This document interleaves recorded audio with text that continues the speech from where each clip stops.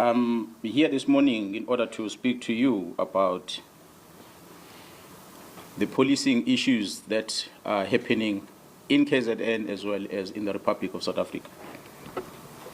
So I'm presenting this briefing to the citizens of this province and by extension the inhabitants of the Republic of South Africa, specifically about the work of the political killings task team. It's been spoken about a lot, I'm sure you know that. Let me give a bit of a background about this political killings task team. In 2018, the President of the Republic, His Excellency President Ramaphosa, established the Interministerial Committee, which we refer to as IMC, which consists of the Ministers of Police, the Minister of State Security, the Minister of Defense, the Minister of Justice and Correctional Services and Correctional Development. These ministers were given a task by the President to ensure that they deal with matters of security nature that affect political leadership in this province. You will recall that the minister had visited the family of the late Musawenkosi Kashana Mkhwanazi in Placesler in Pietermaritzburg in May 2018. It was then where this IMC was established by the President. So it is a committee of ministers, not a police-directed operation, but a committee that involves different departments.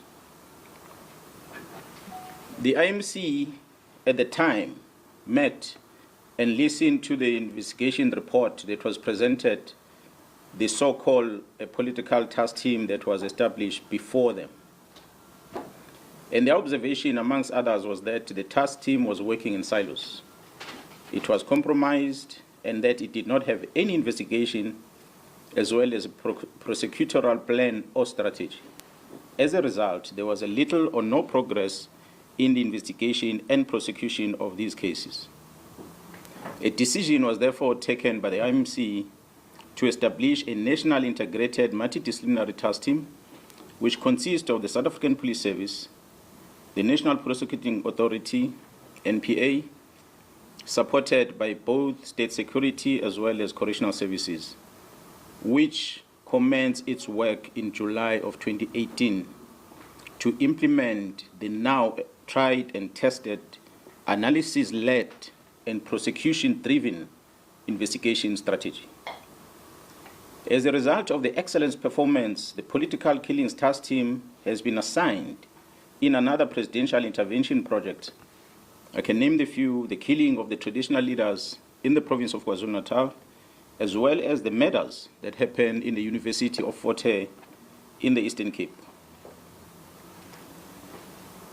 Since the establishment of this political killings task team in July 2018, the team has been investigating a total of 612 case dockets.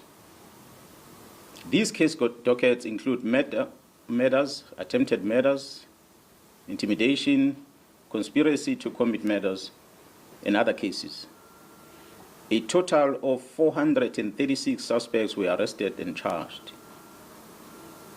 156 firearms were recovered, of which 55 of them were linked directly with ballistically through our forensic testing to the political related cases. An additional 35 suspects who are members of the South African Police Service were arrested. The notable one is the one who's now in prison, who's been working with the parliamentarian who was involved in the murder, about the murder of one Siniso Magado. We're going to talk about that later. A total of 128 accused were found guilty on 106 cases. 29 accused were sentenced to life in prison. 40 accused were sentenced between 10 to 35 years. 25 accused were sentenced between 1 to 9 years. 23 accused were sentenced between 3 to 12 months.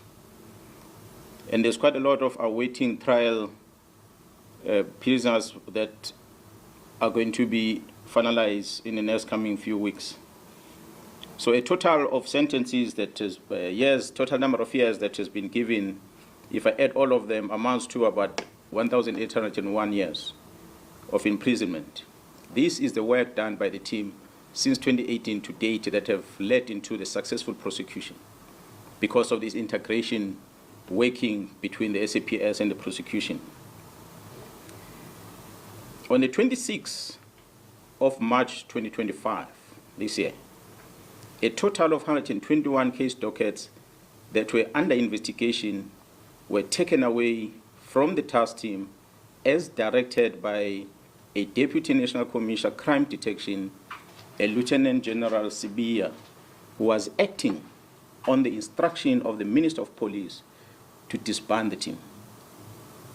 This was done without the authority of the National Commissioner, nor I, as a Provincial Commissioner, was never informed.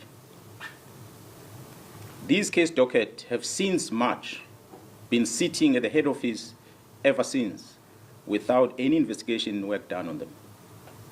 5 of these dockets had already instruction to arrest perpetrators, but nothing has been done because a Lieutenant General Sibiya, being instructed by the minister, executing instruction of the minister, withdrew all these dockets and they're sitting in archive in his office in Pretoria. God knows why. Therefore, only a total of 112 dockets which are still in court, of which 54 of them are political related and others will include parallel ad hoc, as well as the dockets that are involving the incident at Fort Hare University, and 5 of them are traditional leadership, are still with the team at this present moment. In the year 2024, a request was received from Gauteng Organized Crime Investigating Unit to assist with the investigation to dismantle the organized crime syndicate that was operating in Gauteng, that was controlled in Gauteng but operating in the rest of the country and in neighboring countries. I, as a Provincial Commissioner, took a decision to deploy 10 members from this political killings task team to go and support this organized crime unit in Gauteng. I can tell South Africans that this decision was a cause for the disbandment letter of this team because they overstepped their mandate of only focusing in KZN. They went to support Gauteng organized crime unit with the dismantling of a criminal syndicate. And I can confirm before the South Africans today that the investigation which these members were involved with in Gauteng has unmasked the syndicate. And this syndicate involves, amongst others, politicians who are currently serving in Parliament. The law enforcement officers include the members of the South African Police Service, the Metro Police, and correctional services. They include prosecutors in Gauteng province, the judiciary, and all these are controlled by the drug cartel as well as business people in that province of Gauteng. This act, of course, undermines the criminal justice system in this country. Mr. Brown Mkhwanazi sends a WhatsApp message to myself, Lieutenant General Mkhwanazi, regarding the allegation on the defeating the ends of justice matters which were widely publicized, which involves an incident that happened at the correctional service at Mpangeni in KwaZulu-Natal.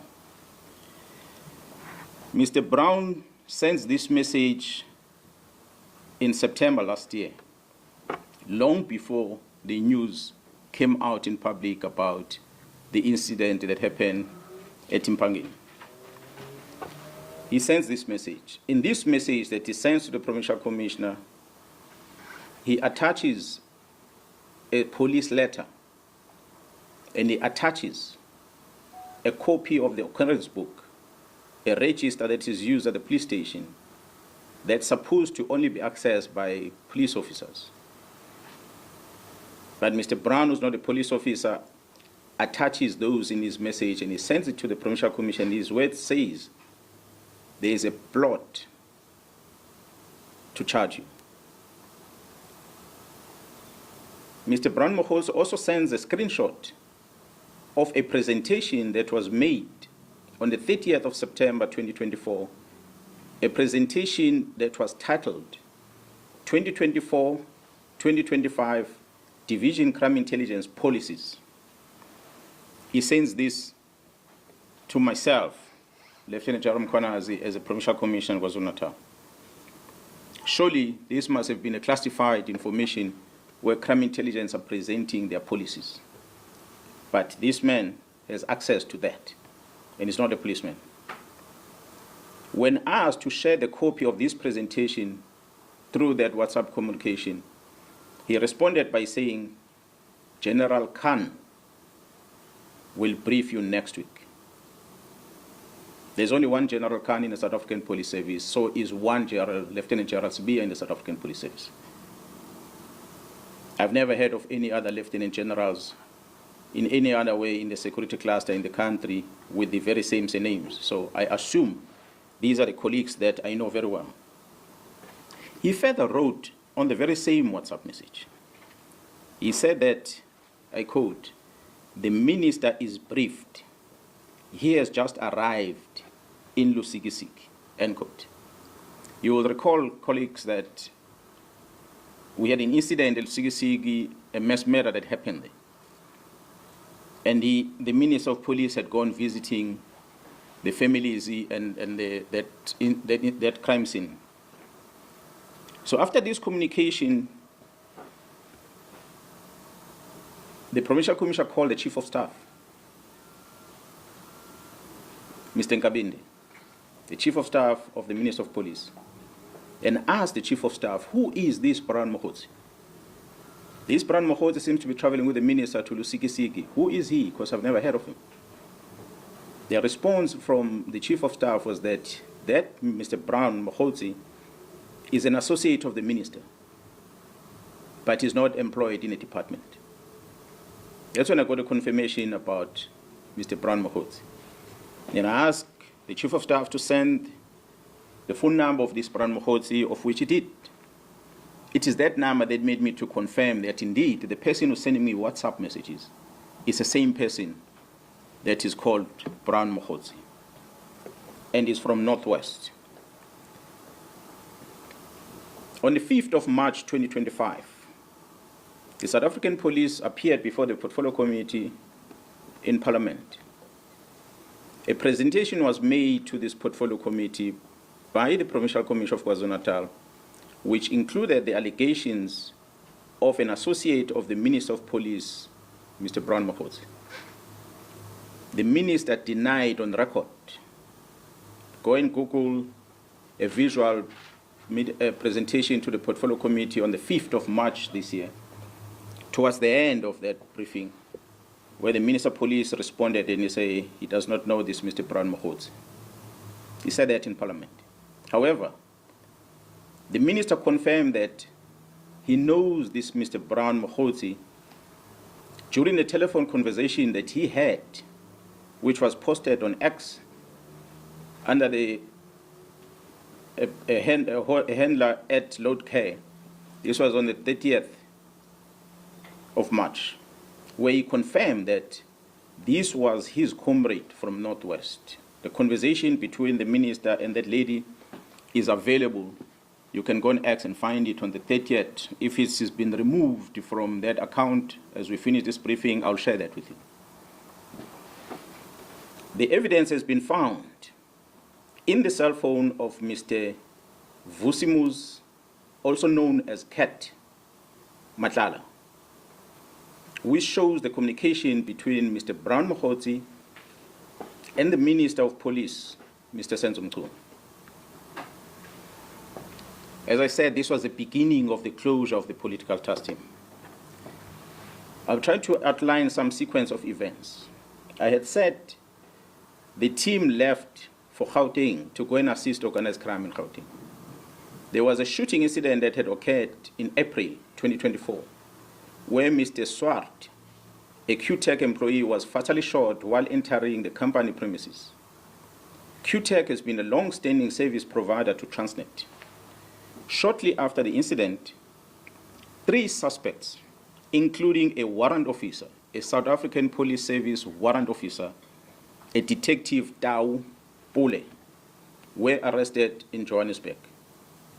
During the arrest, weapons that were used in this murder, which was an AK-47 and a pistol, along with cell phones, were confiscated.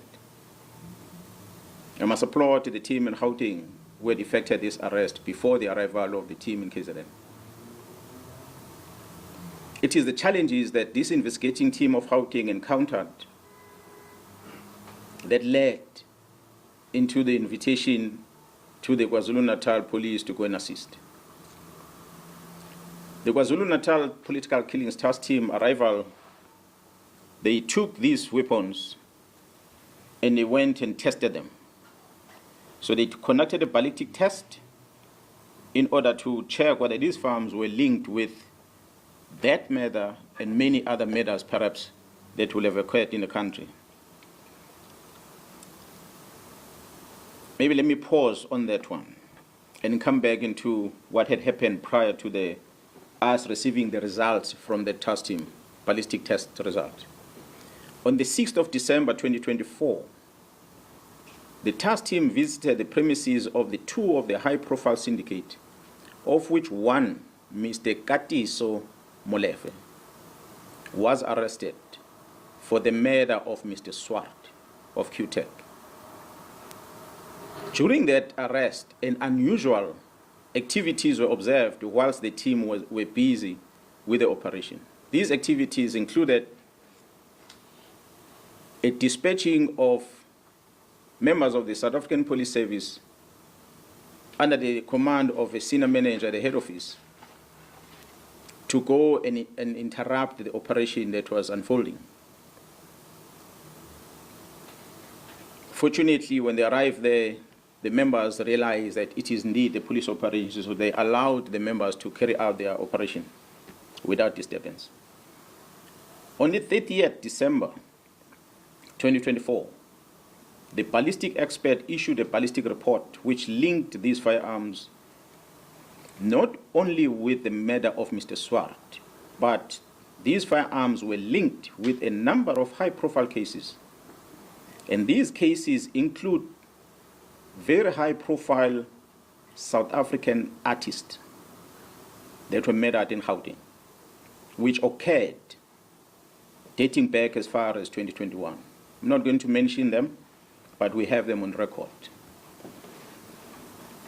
On the 31st of December 2024, the Minister of Police, Mr. Senzo Mkhunu, issues a letter to disband the Political Killings Task Team and to suspend the filling of vacancies within crime intelligence. In January, February, and April this year, the Deputy National Commissioner Crime Detection, Lieutenant General Sibia, issued written instructions withdrawing all these cases from the task team to his office.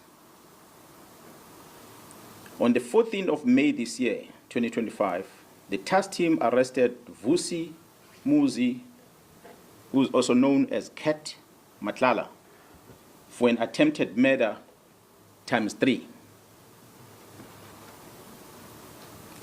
I must highlight that this Mr. Vusi Muzi Cat Nhlanhla is an individual who was awarded a police contract of over 360 million rand in 2024. An analysis was conducted on electronic communication of this arrested person. This analysis reveals communication between the arrested Vusimus at Cat Nhlanhla, Mr. Brown Mkhwanazi, an associate of the Minister of Police, as well as the Minister of Police, Senzo Mkhunu. On the 1st of January, the letter is issued on the 31st. On the 1st of January, 2025, Mr. Brown Mkhwanazi sends a WhatsApp to Vusi Muzi Cat Nhlanhla And it reads as follows, I quote, "I have arranged a meeting for Sibiya and the minister. They must have a solution." And it follows another message. "The task team that came to your house and harassed you have been dissolved. They got the letter on Monday. As we speak, they are bringing all docket to Sibiya." This letter is issued on the 31st of December 2024. This communication is on the very next day, the 1st of January 2025, where it says the dockets have been called and have been sent to Sibiya. Yes, we know the dockets only were sent to Sibiya in March this year. Further analysis of the chats indicates that Vusimuzi Nhlanhla is financially supporting the Minister of Police and Mr. Mkhwanazi's political endeavors. This is supported by the evidence of conversation and the proof of payments of guests for January 8 traveling cost and the Ghana dinner in Cape Town, which was done in 2025. The proof of payment, we have it. As I said, we're going to share with you where Mr. Nhlanhla is sending this proof of payment to Mr. Mkhwanazi. On the 2nd of January 2025, at about 10:05 in the morning, Vusimuzi Nhlanhla receives a copy of the letter of the disbandment of the political killing stars team from Mr. Mkhwanazi, who is an associate with the Minister of Police. I pause to remind you that this is the very same Mkhwanazi that the Minister of Police had denied in Parliament and later confirmed to be his comrade but not involved with police matters. But he's sending this communication. That's what we have discovered through the investigation. On the 14th of January 2025, Mr. Brown communicates with Mr. Vusimuzi Nhlanhla as follows, I quote, "Sure, don't forget to work on your invoices." On the 15th January, Mr. Vusimuzi Nhlanhla responds with a screenshot of an invoice that he has submitted to the South African Police Service, which I guess was due for payment on his contract.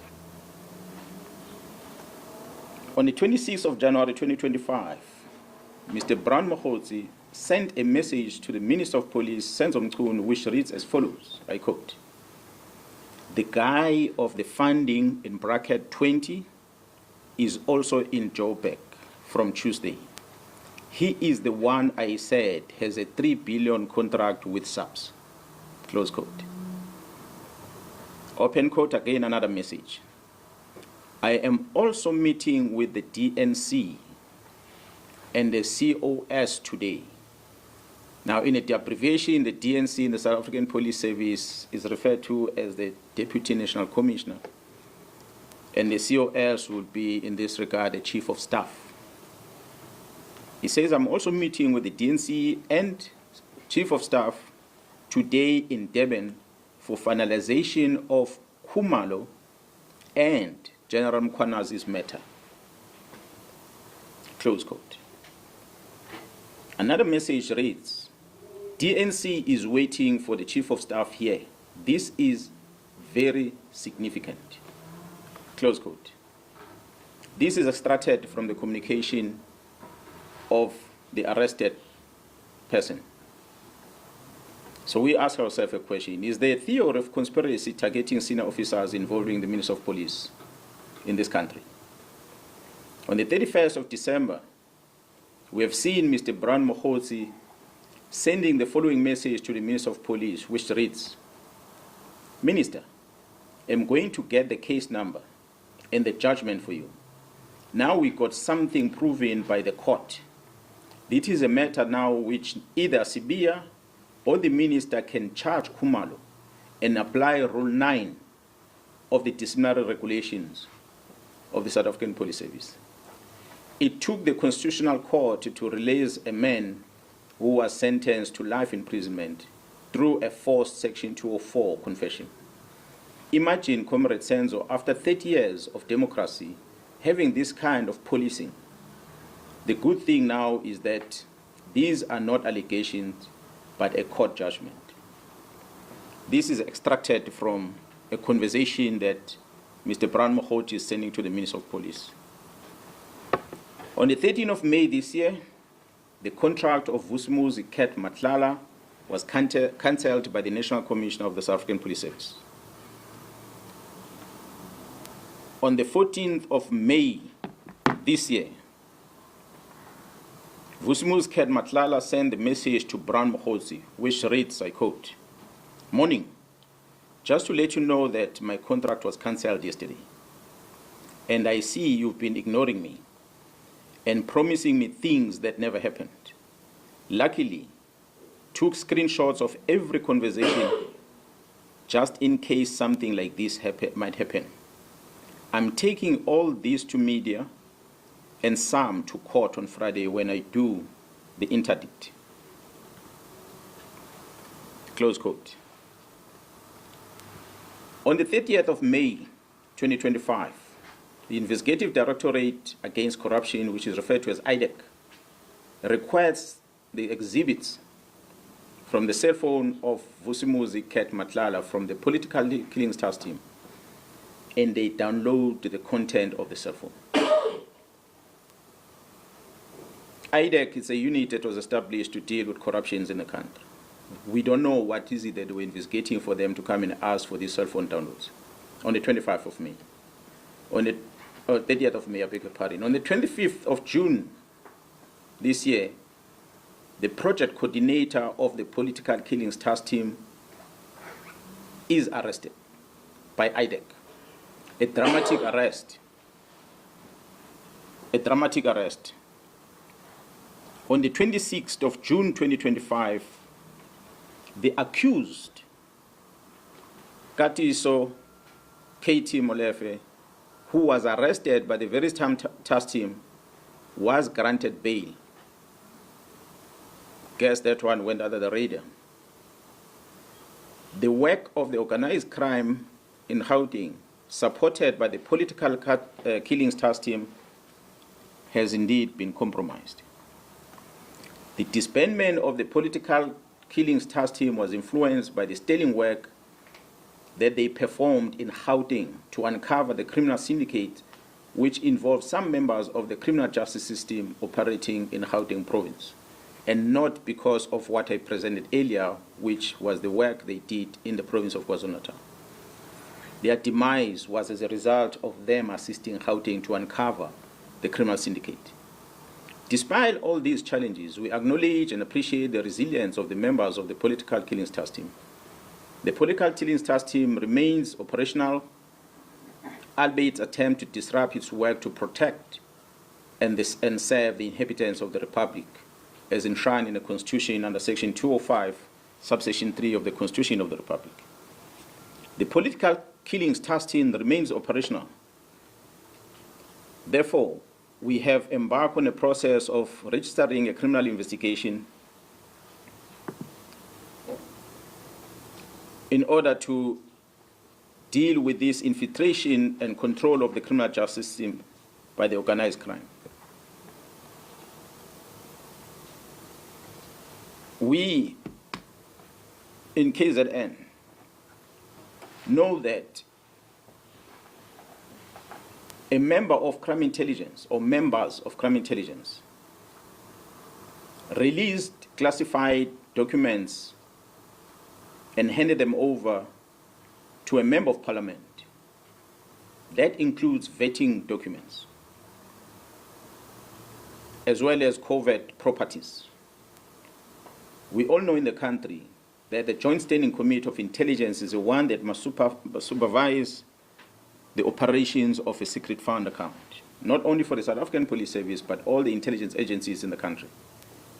That the members of crime intelligence gave these documents to the member of parliament, and the member of parliament registered a criminal case in Gauteng where he was alleging that some of the officials within crime intelligence were issued fraudulent vetting clearance certificates. After opening the case, he sends a communication to the Minister of Police. He asks the Minister of Police to take these dockets and assign them to someone else. The Minister of Police Chief of Staff, Mr. Nkabinde, wrote a letter to the head of the NPA, newly established unit, which is referred to as IDEC, Investigating Directorate Against Corruption, to investigate these cases. These are allegations of a manipulation of a vetting process, not a state capture, not corruption. But IDEC receives this communication from the Minister of Police to take these dockets, and IDEC does exactly that. They go and take these dockets and they investigate them. I wonder whether is this what the unit IDEC was established for. The Minister of Police invited and facilitated the peace talk between myself, the Provincial Commissioner of KwaZulu-Natal, and the Deputy National Commissioner, Lieutenant General Sibia, in his office, in his house, State House, official residence in Pretoria. The purpose of the invitation was to try and create peace between myself and the Deputy National Commissioner. It was unprecedented. I've never seen in my life. The National Commissioner was present, but he just kept quiet because it was not his meeting. The Minister of Police felt that he must make me and General Sibia to find peace. Surely, there can never be peace between a criminal and the police officer. As we speak, the South African Police Service, KwaZulu-Natal, still does not have a leader within crime intelligence because of the letter where the minister suspended the filling of vacancies at crime intelligence, which is dated the 31st of December. So to date, we don't have a command of crime intelligence in this province. We are trying to figure out on our own how to infiltrate syndicates because the minister decided these posts must not be filled. The crime intelligence at the national level has no commander as we speak. And we must thank the magistrate who made the ruling that went beyond what the charge sheet against the accused is about, which the members were charged on HR-related matters that dealt with filling of vacancies. The magistrate directed that these members must never enter any premises of crime intelligence in the country. So which means all the work of crime intelligence had to come to a halt. Interesting for us is that another magistrate who then had the matter of the second accused on that case, who had remained in custody last week, did not issue the same condition. He understood that the judiciary cannot get involved in determining whether people must go back to work or not. It is an employer that must make the decision. But I must just indicate to the South Africans that Mr. Padayache, who appeared in court on the day when these police officers were arrested, whom the magistrate referred to as an investigating officer, is a former member of crime intelligence himself. He retired from the police and he went to join this new unit, IDEC. He is now referred to as a lead investigator with no qualification, no investigative experience at all. But it is a person whom the magistrate directs that if anything is wanted at crime intelligence, must go via him. So he gives him a carte blanche to access anything at crime intelligence on behalf of the members that are employed to work there. The vetting section within crime intelligence has more powers than any other units within that space because they can scrutinize everything about the applicant who's applying for security clearance. And they can manipulate that security clearance process for their own benefit. So I stand here understanding, as leading this province of KwaZulu-Natal, that fighting organized crime remains a priority as directed by government. The National Commissioner remains my commander and the commander of all of us as we wear this uniform. And we must protect this badge and the police commissioner. I call on all men and women in law enforcement, the South African Police Service and Metro Police to stand up and protect our people. Yes, sometimes law can stand on the way to achieve justice. We must choose justice. Thank you so much for listening to me.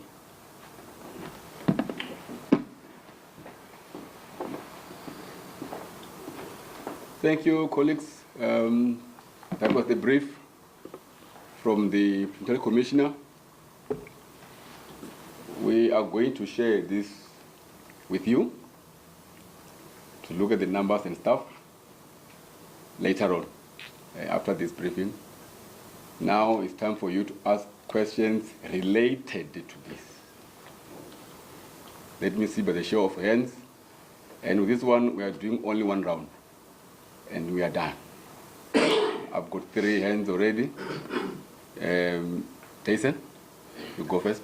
Thank you so much. Jason Tati from ENCA. General, thank you for the comprehensive update. I did hear you say that there will be a criminal investigation, but I want to ask you more directly. Would Minister and CBA be investigated, or are they being investigated as we speak for this? Because from what you've outlined, there are clearly a number of crimes that have been committed there, and these are the names that have been central to what you've been outlining. The second part of this is, what does this mean for your working relationship, for the work that you do here with your team? Considering that there is this, it's more than an elephant in the room, but considering that there is this, how will this impact the work that you do? And I think the last question is, with everything that you've said here now, what do you foresee happening to you? Do you see any implications for yourself based on everything you've reported? Thank you. I'll take one, I'll answer to each one of you. I'm a police officer who understood the task at hand. When I joined the service, it was my resolve to make sure that I deal with criminals head on. Hence, I had chosen a career within the combating side of policing. That's what led me to work in the units that I worked for over time. Yes, I've been a provincial commissioner, and I'm still a provincial commissioner, coordinating different type of policing operations in this province. And I've been involved with a lot of operations in the country in the past. And I understand that at this present moment, the war that we are facing is so serious that it deals with high-level senior officers within the criminal justice system. Therefore, it is important for us to go into a combat mode. It is important for me to make sure that I take on the enemy directly. So when you see me and you see this management and you understand that we have hard-working men and women, not only in KZN, but across the board in the country, who doesn't like crime, who doesn't like these criminals. I, fortunately, am a citizen in this country. My families are spread across different provinces. So it is my duty and the fellow police officers to protect them. So I'm not going to surrender their freedom. I'm not going to surrender their safety to anyone. So I will die for this badge. I will die for them. So I will fight this fight until the end. Wherever the end is, we will fight. We're not going to stop. We've got family members, brothers and sisters, we've got children that are exposed to drugs. This drug cartel, which includes a group in Gauteng that's operating in Gauteng as their headquarters, are importing these drugs from abroad, South America in the main, through this port of Durban, amongst others, to Gauteng, and they process them in Gauteng, and from there they distribute this drug all over in the country as well as other countries. We've been involved with a lot of shooting incidents in KZN, especially at Nhlanhla.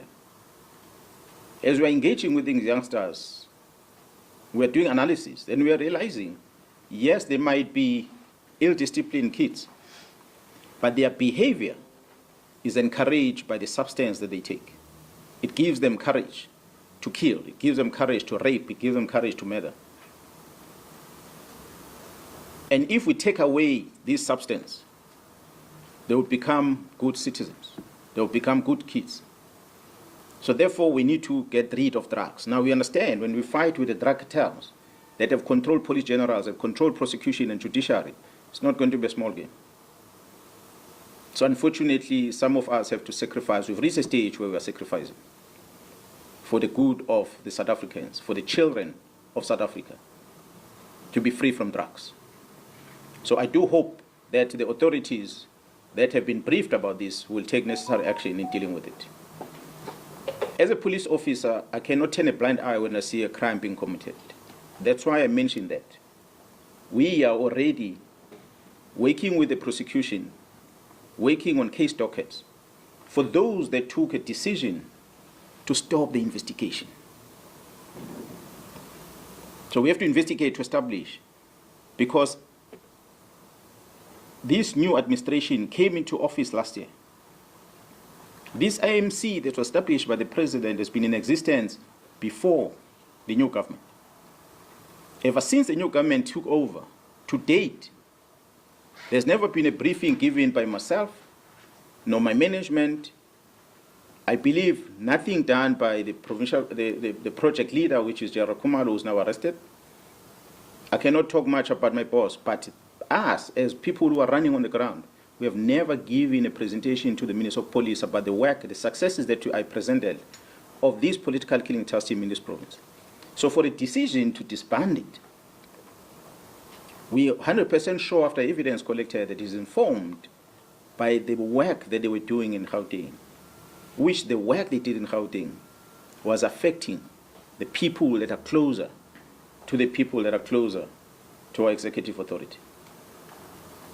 So our investigation is going to be that wide. We're going to uncover anyone had a role to play. There are people that refer to themselves as whistleblowers. The strategy that is being used is to make sure that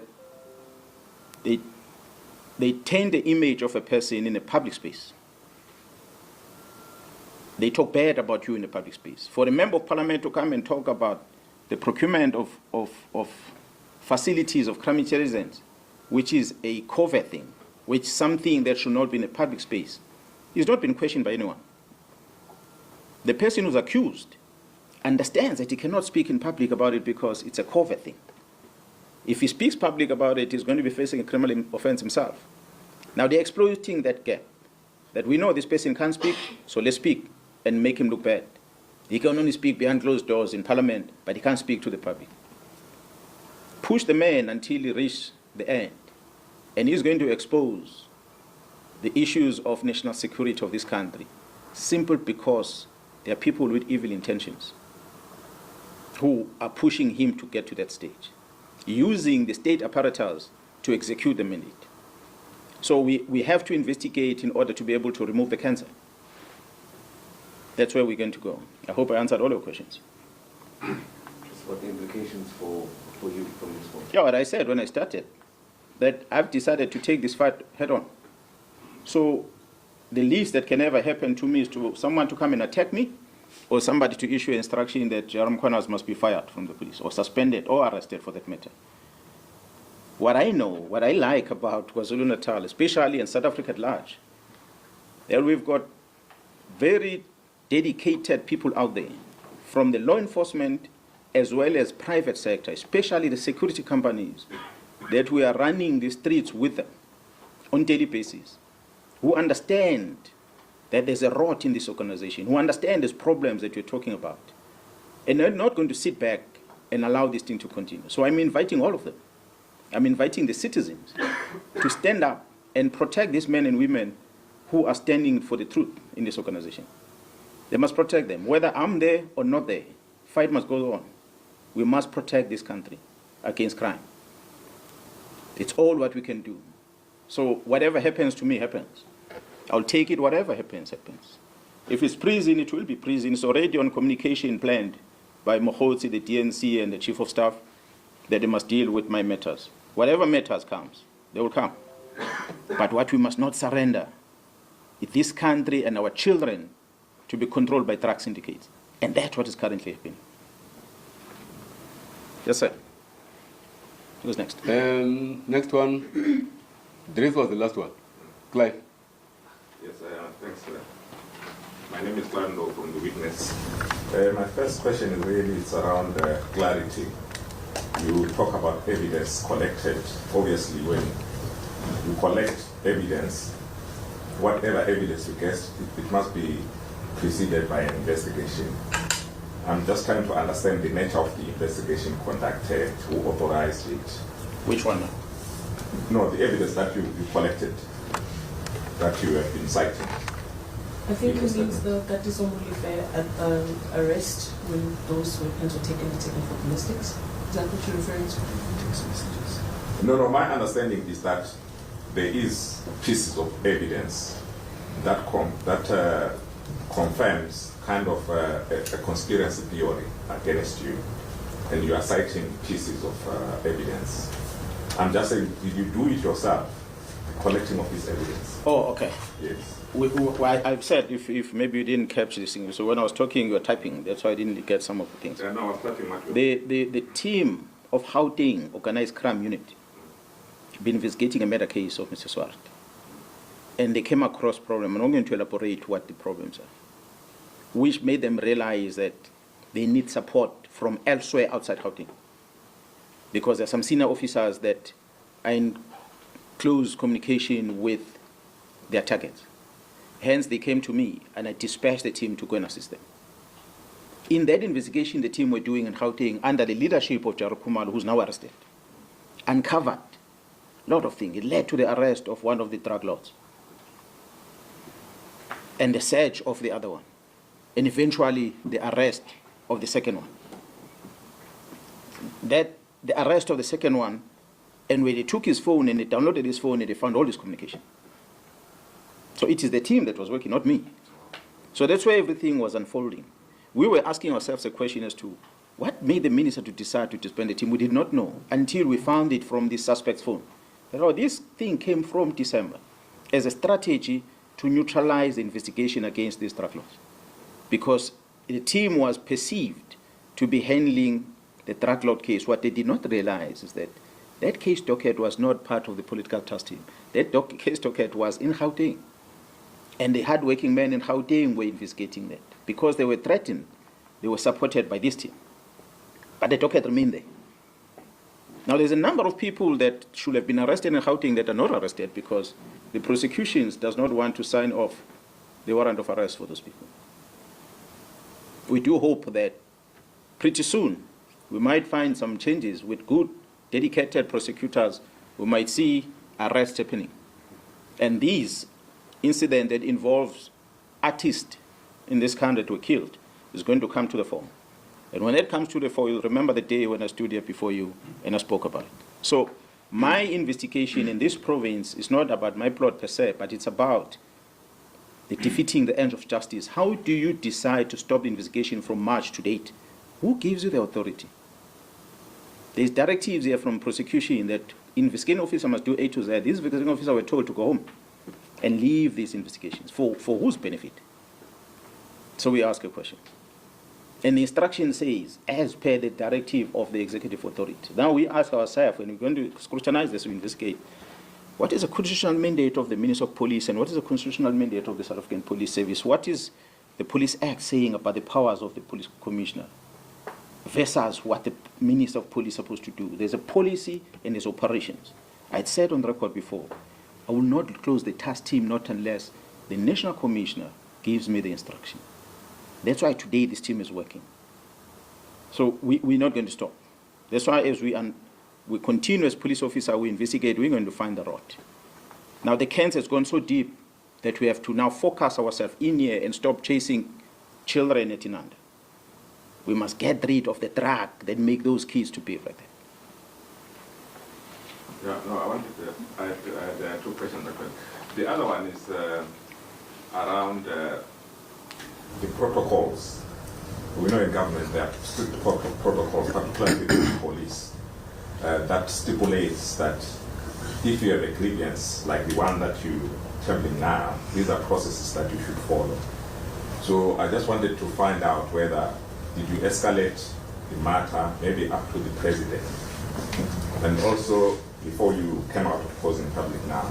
And also I just want to check, there are 11 district commissioners here. Are they in support of the stance that you have adopted? Thanks. Yeah, well, I think the latter part, here the district commissioners Maybe they can answer themselves if you directed questions to them, but they are here because they've been briefed about this, what we are doing. You correctly said we have got chain of command, and I've said before, the National Commissioner, Jarma Simula, is my commander, and nobody else. At the provincial office, at the province of KwaZulu-Natal, I account and report to the legislature and via the executive authority in the province, of which the Premier is the one that supports us. So I must communicate via the executive authority in the province, and I must communicate via the National Commission. And that's where it ends.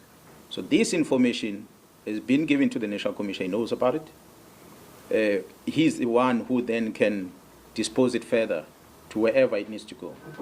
I had requested the portfolio committee chairperson to make sure that he invites me to attend the portfolio committee because I was not initially supposed to be part of it in March 2025.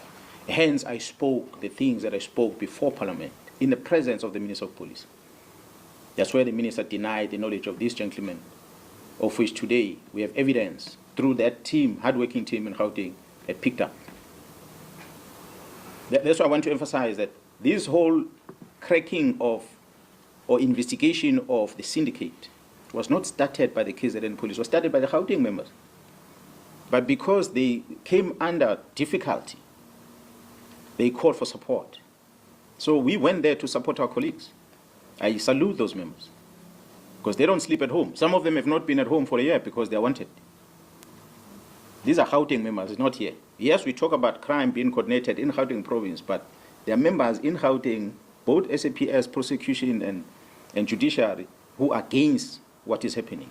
But because these syndicates are able to control those in power, it makes the investigation not to continue in Gauteng. That is our problem. Unfortunately, the operations of the justice system, we cannot take a case that incident happened in Gauteng and investigate it in KZN. It has to be done there. Decision to prosecute must be happen there. The judiciary, the preside over it must happen in the same place. So if those people responsible are controlled by the syndicate, then the case is going to fall flat. Africa, no. PC, I just wanted clarification on whether, because you're saying that the national commander is who you report to, did he give you the go-ahead to continue with the political task team? Because you're telling us that the work continued. Did you get the go-ahead from him to continue with it, even though there was a decision that was made from above? And then I just wanted clarity on when you mentioned the arrest of Gati Sombolefo for the murder of the SWAT. You mentioned that the weapons that were found there, the ballistics, when they came back, they were linking to several crimes, including, you said, artists, music artists. Did you mean Johannesburg and Durban, or were you saying it as a general statement? Maybe the second question, the firearms were linked with the murders of artists in the main. Those artists were killed in Gauteng, which dates back to 2021. I'm not saying which type of artist, but the South African prominent artists that were murders, their case has not been resolved to date. At least in KZN, we've made an arrest that is known in public about the murder of AKA and his friend. But in Gauteng, we haven't had much. We now know there is firearms linked with murders of some of those artists. So, but the decision must now be taken that these people must be prosecuted because they are now known who are the suspects that are involved. The first part of your question, I'm not sure if I remember very well now everything that you've asked on it. With regard to the political task team. The minister issues a letter on the 31st. The National Commission is on leave. National Commission comes back from leave. He's concerned about this directive of the minister because it's got criminal in it. That you don't stop a criminal investigation. Even the National Commission himself can't tell a constable to stop an investigation. So who is then the minister can say that? And the Deputy National Commissioner will then issue these directives. The National Commissioner signs a letter, a call-up instruction, to continue deploying this task team to work. He authorized it in black and white, and he even put budget on it. So the team has been working ever since under the authority of the National Commission. The National Commission has never disbanded the team. That's why I said he never issued the instruction of withdrawing of case dockets. Hence the investigation, because we now have to establish who then does this. So surely if the National Commission doesn't toe the line, he must go himself, most likely. Wonder why we had some things on the news last weekend. Because then if he goes, they take over and everything can be controlled. Last one. Okay, SABC. Both of you. That's fine. Okay. There is, yes. Sir, yes, just for clarity's sake, we have the case that's looking into the drug syndicate in Gauteng. You also talk about looking into the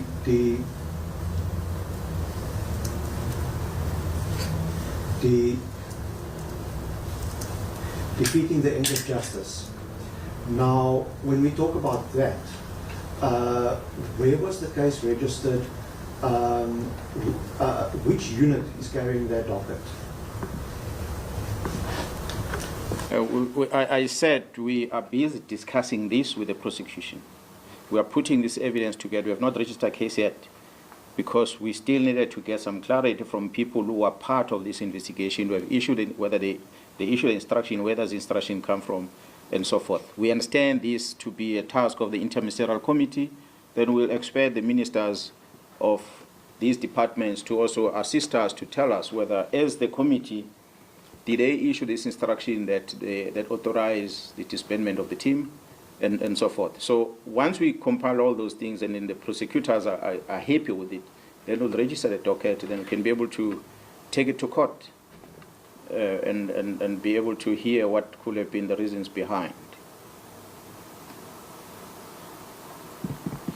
Nimpo, last one.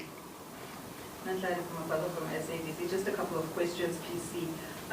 You mentioned that Brown report from the Northwest. Does he enjoy the support of the Minister of Police? And you keep on mentioning the Minister of Police in all your investigations. Are you insinuating that the Minister is involved or is linked in criminal elements that you have been mentioning? And then maybe ask one by one so I don't keep on forgetting. Just one. No. Let me answer this one. Then she can ask another one.